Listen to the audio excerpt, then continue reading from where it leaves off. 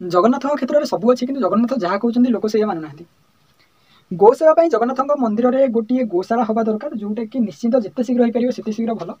जो सरकार था ना कहीं सरकार जब चाहिए गोटे गोशाला बन पारे आ गोशाला अधिक पैसा दरकार से गोटे मिछ कथा कारण जब आमको ए कहे कि आप दायित्व नि कि गोशाला बन दिखाँ गोटे मसर गोशाला छिड़ा करामी 10,000 लोक अति कम जगन्नाथ मंदिर को जाती जदि जनकठू 10 टंका लेखा नि जाए दिन को 1 लाख टଙ୍କା 1 लाख टंका जब आप कहे कि 30 दिन हिसाब हुए 30 लाख तेणु ये कौन छोट एमाउंट न खाली जगह जब देखेबे जगन्नाथ मंदिर में पाखे गोशाला कले सुविधा कौन हम सुविधा या हम कि लोक मैंने बाहर जो मैंने जाऊँच सी अलग धर्म हूँ कि आम धर्म हूँ साधारणतः से देखिए गोटे आम मोटिवेट हे कि गोशाला हवा दरकार कि गोशाला हेले या सुविधा आ से भी खाद्य खुआबे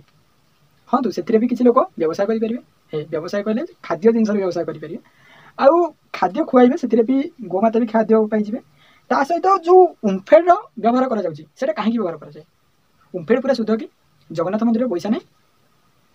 नहीं जगन्नाथ मंदिर बिल नहीं किसी नहीं मणिमांकर किसी नहीं ताकर सेवा तक बहुत अच्छी किंतु मणिमांकर किसी नहीं आमर सब अच्छी किंतु मणिमांकर किसी नहीं याठू कहबाठू निंदनीय कथा किसी नहीं